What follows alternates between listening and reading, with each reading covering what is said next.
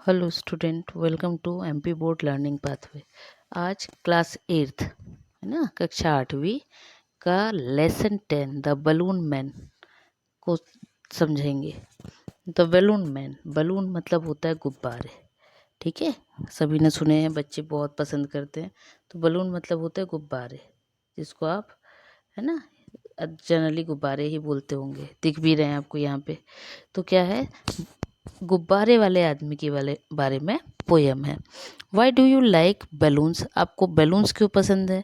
तो देखो, सबकी अपनी अपनी इच्छाएं। किसी को उसके कलर्स की वजह से पसंद होता है, किसी को उसके साइज़ की, कोई कुछ छोटे होते, कुछ कुछ को एयर वो हवा में उड़ते हैं इसलिए पसंद है। तो सबकी अपनी अपनी पसंद है, उसमें कुछ भी आंसर हो सकता है।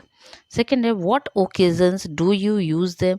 अब आप किसी ओकेजन मतलब आप किस समय पे इसको यूज़ करते हैं।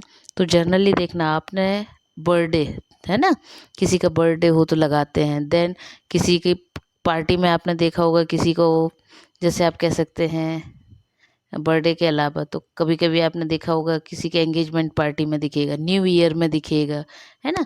तो जब फिर 15 अगस्त, 26 जनवरी, तो कभी भी आपने देखा होगा सेलिब्रेशन जब भी करते हैं, तो कभी भी कुछ सेलिब्रेट करते हैं तो हम क्या करते हैं, इसका यूज़ करते हैं। चलिए तो देखते हैं पोयम कि पोयम क्या कह रही है। ही always comes on market days and holds balloon a lovely bunch, and in the market square he stays and never seems to think of lunch। वो कह रहे हैं, गुब्बारे वाले की बात कर रहे हैं कि वो हमेशा, ही ऑलवेज, ऑलवेज मतलब अधिकतर है ना, मोस्टली, हमेशा वो क्या करता है, कम्स ऑन मार्केट डे, जिस दिन बाजार रहता है ना उस दिन आता है।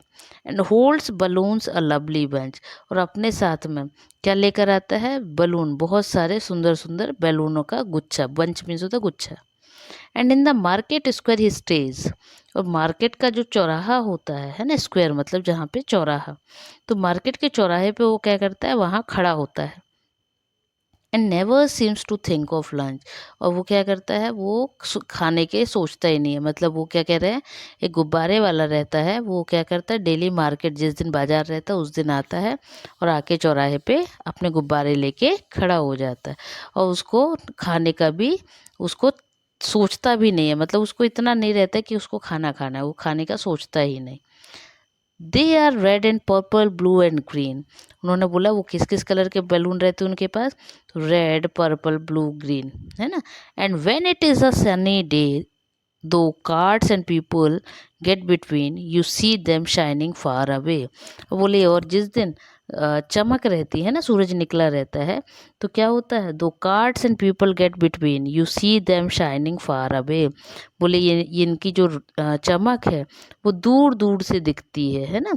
मतलब जो गुब्बारे होते हैं, यहाँ पे वो बताना चाह रहे हैं कि जो गुब्बारे की चमक होती है, जिस दिन धूप रहती है, तो धूप वाले दिन क्या होता है, इन गुब्बारों की चमक दूर दूर से नजर आती है ना।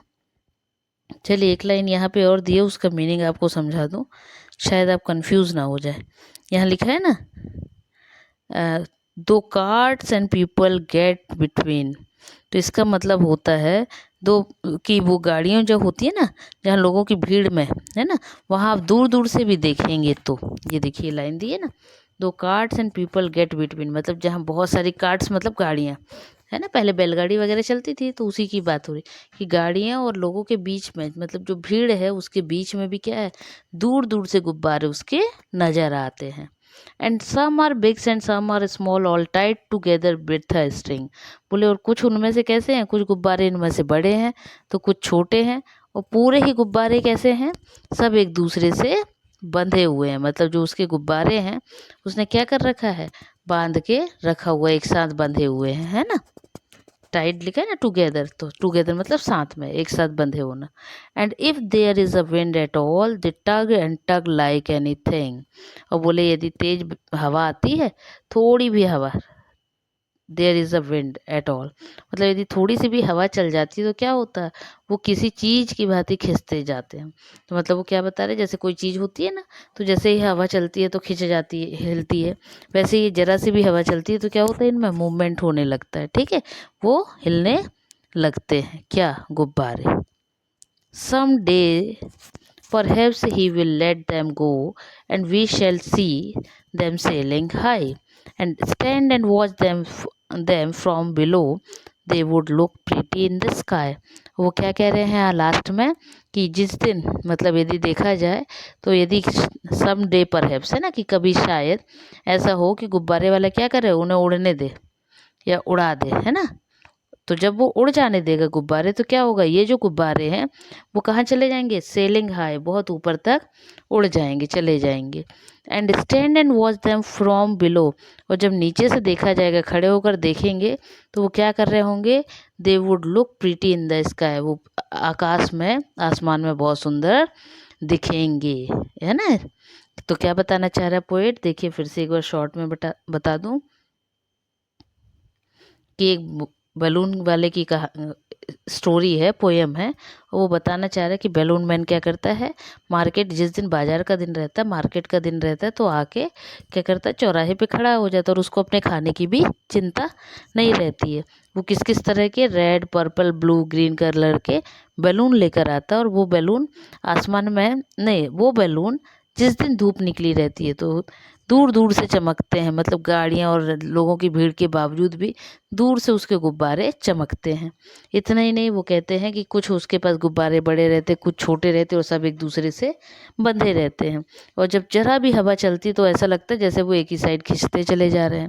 आगे वो कहते हैं इन गुब्बारों को यदि ये मानो कि शायद या किसी दिन क्या हो, ये गुब्बारे यदि छोड़ दे बैलून मैन, तो क्या होगा, ये जो गुब्बारे हैं ये आकाश में ऊपर उड़ते जाएंगे, और ये जब उड़ेंगे तो ऐसा लगेगा जैसे कि आकाश में देखेंगे तो ये गुब्बारे नीचे खड़े होकर कैसे दिखेंगे, बहुत ही सुंदर दिखाई देंगे। तो ये थी आपकी पोयम।